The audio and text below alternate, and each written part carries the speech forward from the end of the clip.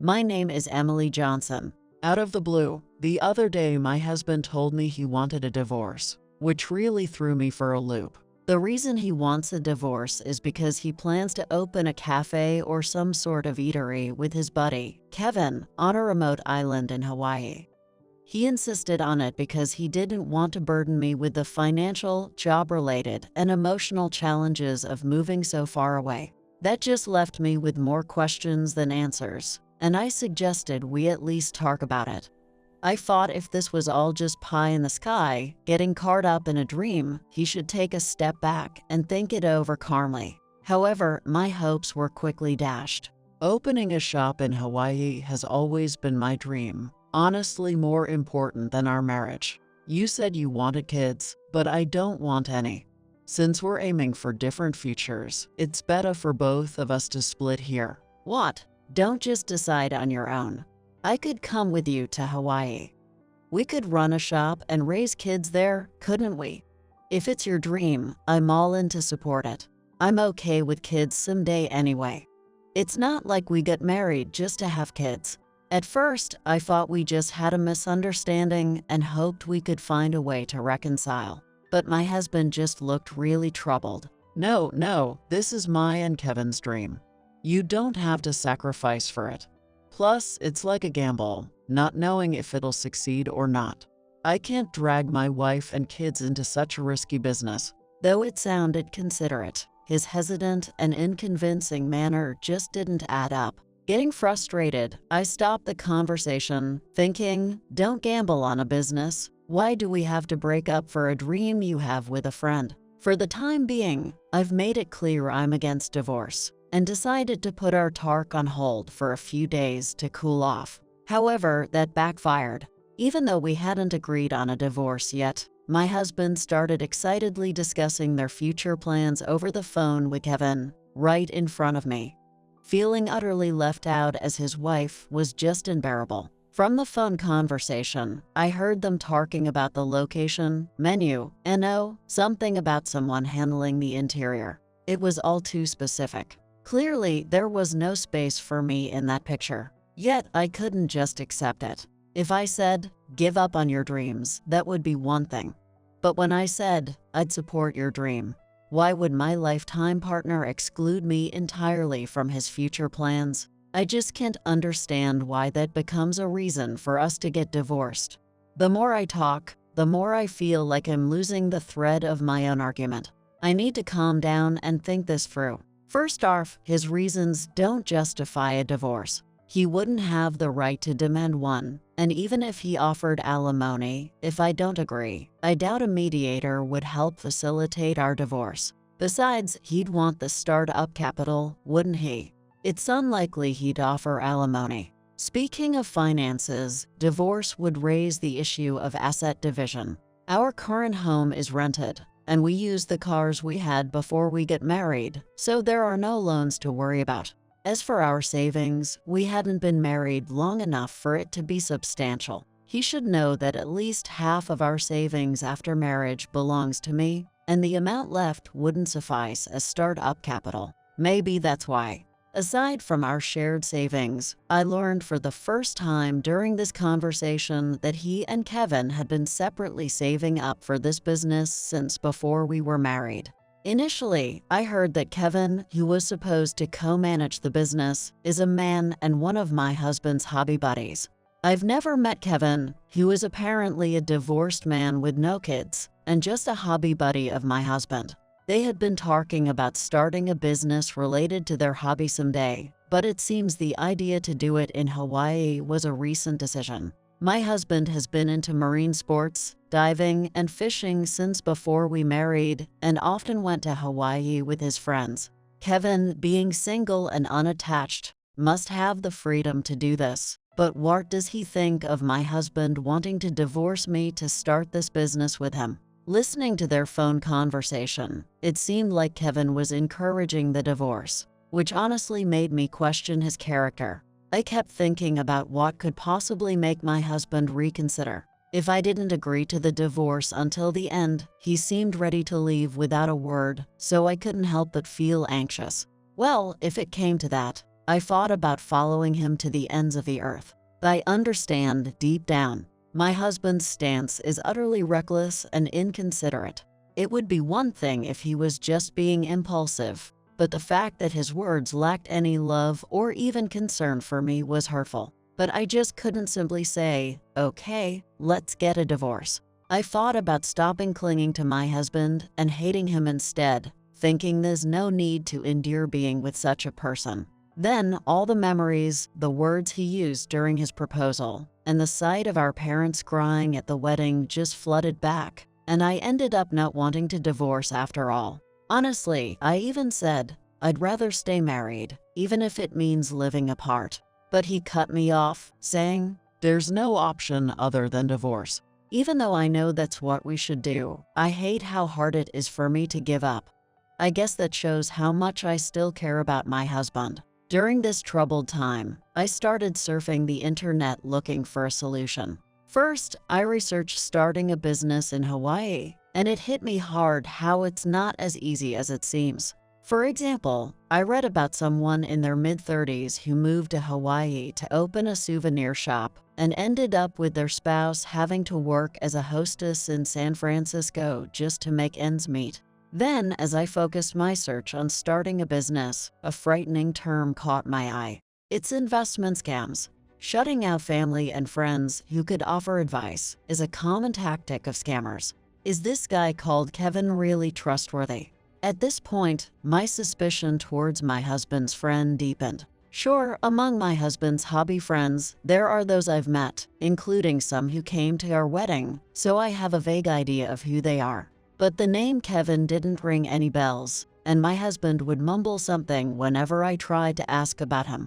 After the word scam came into play, I started to get scared. It was then I realized I needed to look into this more seriously. While my focus has been on my husband, there's also the chance that Kevin might try to scam me too. And if my husband is being scammed, maybe we don't have to divorce. He's pretty stuck on Kevin, but I want to believe he'll understand if I explain everything. So I decided to investigate my husband and Kevin on my own. It was 3 weeks after being pressured to divorce that I became convinced my decision to research was right. To cut to the chase, my husband and I are getting a divorce. The whole story about opening a shop in Hawaii was a lie, and I realized I had been deceived by my husband. Feeling foolish for being reluctant to divorce feels like an understatement, but now I feel utterly liberated. There's still some paperwork to be done, but let me tell you what happened. First, I talked to a man named Mr. Smith, a mutual acquaintance and hobby friend of my husband's, who made time to speak with me. He said he had never heard about any plan for my husband to move to an island and open a shop. In fact, my husband recently said, my current job is stable, and living there would be inconvenient. It's better just to visit occasionally. They were even planning a trip to Hawaii by the end of the year. This Kevin character, supposedly going into business with my husband, doesn't exist among the people we usually hang out with, so he must be a made-up person, said Mr. Smith. It's incredible, right? The phone calls with Kevin in front of me were all an act. After I clearly understood why my husband lied to me, any love I had for him just evaporated. I thought, I can't continue married life with such a man, and I agreed to the divorce without hesitation. After hearing from Mr. Smith, I decided to watch without taking any action for a while, also as a form of investigation. He kept pretending to talk with Kevin about the shop in Hawaii in front of me, hinting that I should agree to the divorce sooner. But I ignored it. No matter how loud he got, I just kept ignoring him. Eventually, he ran out of patience and said, a real estate agent contacted me about a vacancy in the perfect spot we had our eye on in a popular tourist area. Because it's a popular location for tourists, if you hesitate, someone else might snatch it away. If we miss this chance, who knows when another tenant's space matching our criteria will open up. I know you might not understand, but timing is crucial in business. Please, I want the divorce to be finalized quickly. He even had the divorce papers in hand. He hands them to me gently. Can't I just come with you? No matter how much I think about it, I can find a reason why we have to get divorced. I'm willing to try living there. In the end, I tried to draw out his true nature by acting like a devoted wife. By this time, I knew he was trying to deceive me and what he was lying about, so I was essentially looking for a direct confession. It won't be fun for you. It's not a vacation. Plus, I think you wouldn't be able to handle living in Hawaii. It won't suit your constitution. Why would you say that? You won't know unless you live there. Sure, it might be tough at first until we get used to it. But they say home is where you make it. And besides, we're married, right? How can you so easily say, let's get a divorce? Having married as a status is just in the way of doing business. Does that mean all company CEOs in this world are single? I can't believe someone who can balance work and family could succeed in business. Just shut up and sign the divorce papers already. And finally, my husband showed a glimpse of his true, trash nature. Stop nagging. That's why I don't want to be with you.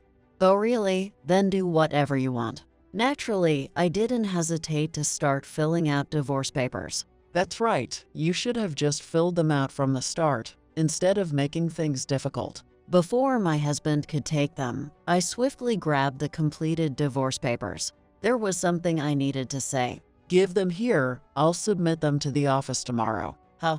Aren't you forgetting something important? I know everything you've said is a lie. You better pay the alimony for cheating. Yes, my husband was trying to switch to another woman without paying alimony by lying about starting a business. It was when I talked to Mr. Smith, a mutual acquaintance. Mr. Smith, looking very sorry, told me about my husband's unbelievable actions. That guy's deep into strip clubs.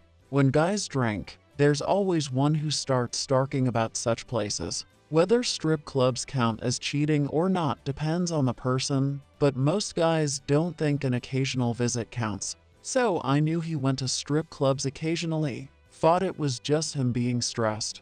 As shocking as that was, Mr. Smith continued. But lately, he's been really into one of the girls there, saying, I'll divorce my wife and start a new life with the girl from the shop. I was worried about him when he said that while drunk. I thought it was just the alcohol talking and didn't take it seriously, but he was serious about leaving his wife. Sorry, but that's just appalling. I was beyond appalled. My husband, the pathetic man who's seriously into a girl from a strip club, was too embarrassing to face Mr. Smith again.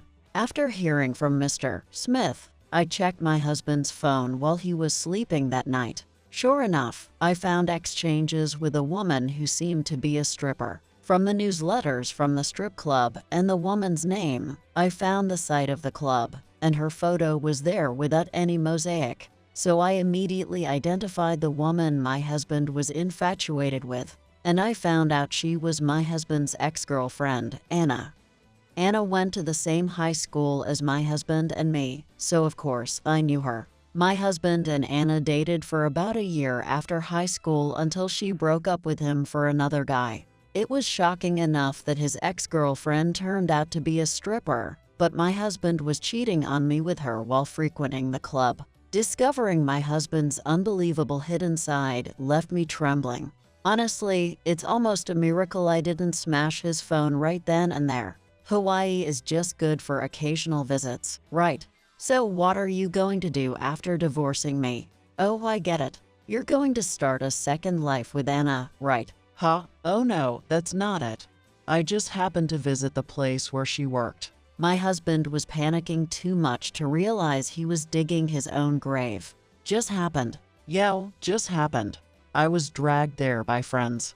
You're not going to call that cheating, right? I just went there as a customer and paid. While saying this, he frantically tried to delete evidence from his smartphone. All the while, all the evidence was safely stored on my phone, making his frantic attempts laughably futile. Wow, offering her a place to live and all, you sure talk big. After talking to Mr. Smith, I also made inquiries at my in-laws' place. They owned several apartments and condos, and I found out they had been letting my husband use one of them for free. It turned out my husband had Anna living there. My husband had asked his parents if we could live in one of their apartments to save money for our dream home, and they happily agreed, thinking it was for the good of their son and his wife. My in-laws, who usually don't meddle in our affairs, thought we had a good marriage and left us to our devices, often going on trips or enjoying their hobbies. So my in-laws thought it was just us living there. Before I knew it, I had become the worst kind of wife in the eyes of my in-laws, living in their property without even thanking them. Everything's clear, so can we skip the painful excuses? It's pathetic. You're going to such lengths for Anna. You must really like her, huh? As my husband's eyes reddened to the brink of madness, I deliberately asked him softly. Yeah, I love her. Because she's an amazing woman. She is not fat like you. She is cute, erotic, skilled. She's working there to pay off her father's debt. I just want to help Anna. I want to make her happy. His blunt insults didn't bother me, knowing the kind of man he was. It was just gross. So, you're going to live with Anna in that apartment after we divorce? Jess, I'm going to marry Anna and make her happy. My parents approve. Huh. Interesting. Hearing such blatant lies was so refreshing that I started making a call on my cell phone. While I did, my husband snatched the divorce papers from my hand and began filling out his part. Hey Anna, how's it going? It's Emily. I let him do as he pleased, but my words made my husband stop in his tracks, just hanging in there. So I heard my husband's a regular at your club. Apparently, he's even given you a place to stay. He's telling me he wants to divorce me and marry you, but I thought I should hear both sides of the story. Otherwise, it could lead to complications later. My husband smugly enjoyed this one-sided conversation. Then, right when Anna started to respond, I put the call on speaker. Instantly, my husband's expression froze. What? Hold on, marriage? Stop, you're making me laugh. He's just a good customer. He started coming all of a sudden and got really into it. Then he offered me a place to live, saying I could stay for free. Why would I say no to that? I'm just living there. Oh, and he doesn't know this, but I'm quitting the job at the club. Oh, you finished paying off your dad's debt. PFFT. Wait, you believe that? I come from a single-parent family. Quite well off, actually. I'm doing this job just for fun, to get with celebrities and stuff. But recently, a wealthy guy proposed to me, so I'm moving to Dubai. I don't need that house anymore. So you don't need to get divorced. Actually, please don't. Stay away from me. While listening to Anna laugh uproariously, I glanced at my husband, who had collapsed sideways, staring into space. The end of a man who got serious about love affairs was amusing enough to snicker at. All that just to contact me after so long. I'm hanging up. Okay. Wait, don't hang up yet. I have a letter for you from the landlord of the apartment you're living in. I pulled out 2 letters from my pocket and read the one from my Phil, the landlord. I have no recollection of lending my property to a prostitute. Please pay the unpaid rent for the past year, cleaning fees, damage repair costs, and wallpaper replacement costs immediately and vacate the premises. Then I read the letter from my mill to my husband, who had become a shell of a man. To my son, go to Hawaii or wherever. Become shark bait for all I care. You have no home to return to, and consider your parents dead. Do not expect any inheritance. You will receive nothing from us. Whether Anna or my husband was listening properly didn't matter. I had to continue. I also have the invoice for the unpaid rent and eviction costs. It says payment from either party is acceptable, but no installments are allowed. I'll leave this invoice to my husband, and you two can discuss who pays what. I handed the invoice and my in-laws' handwritten letters to my husband. The invoice easily exceeded $10,000, probably a fair amount. My in-laws were saints for not overcharging. My husband, who had been down, shot up and paled at the sight of the invoice. $10,000. I didn't live there. It's not my problem. If you're not marrying me, Anna, you're paying. What? You're the one who said I could use it for free. I'm not the landlord. If the landlord says to pay, you pay. This is the price for stepping on people's hearts. Let your rich to-buy guy pay. Such a small man. Keep the smallness to your size, not your heart. Anna coldly ended the call. What? Perhaps he was rendered speechless by the truth. My husband froze again. As I picked up the dropped divorce papers, my husband, rebooted, approached me with a sickening smile. Oh, actually, let's not divorce. You know, opening a shop on an island these days is all risk, no gain. Thanks to you, I can think clearly now. I don't need anyone but you. Let's keep this going. Did he seriously think that after such a disgrace, mere words could make everything okay? With a heartfelt smile, I gave my final words. It's nice that you can easily let things go. I could never forgive you, not even if I dumped you into the sea of Hawaii. You wanted this divorce so badly. I'll make sure it happens. I don't want to be a drag on your dreams. I'm stepping back here. Let's end this with a smile, as we do. Goodbye. And that's how I ended up moving back to my parents' home. Afterwards, with both our parents present, we had a thorough discussion and unanimously decided on a divorce. We had a legal document drafted and turned it into a notarized deed. And now I'm just waiting for the alimony from him. I debated whether to demand alimony from Anna, but after my husband confessed to having a physical relationship with her outside of her work, meaning in the house he lent to her, I sent a certified letter to Anna's parents. Even though she only saw my husband as a client, the fact that she indirectly led to our divorce by deceiving him for money means she needs to make amends. Whether we divorced or not, my husband was bound to be dumped by Anna. But had I not realized the truth, I might have continued living as his wife, oblivious to everything. The thought sent shivers down my spine. Later, in addition to the alimony from my husband, I received an apology and a compensatory payment from my in-laws for not raising their son properly. The only remaining mystery is how a man raised by such respectable parents turned out this way. Once the divorce is finalized, I plan to take a quick trip to Alaska with my parents. When I hear about Okinawa for a while, my husband's face comes to mind and it irritates me. So I've decided to head north, the complete opposite direction. I plan to enjoy it twice as much as he enjoyed his escapades. This was the story of my unfortunate ex-husband, who lied about moving to Hawaii with a friend to pressure me into divorce. And after reigniting a one-sided flame of love for his ex-girlfriend whom he fatefully met again at a strip club, ended up being abandoned by both her and me. Reuniting with a past lover can be a dangerous event that might drag you back into the past. Humans tend to romanticize their memories, especially if you're in a relationship. Not handling such encounters calmly can lead to regrets. Have you ever unexpectedly run into an ex-boyfriend or ex-girlfriend, leading to a reunion or perhaps even a more complicated relationship? Feel free to share your bittersweet stories in the comments. This channel delivers stories about solving problems that lurk close to women's lives. If you're looking for satisfaction, don't miss our next video by subscribing to the channel. Your comments and reactions are also very encouraging.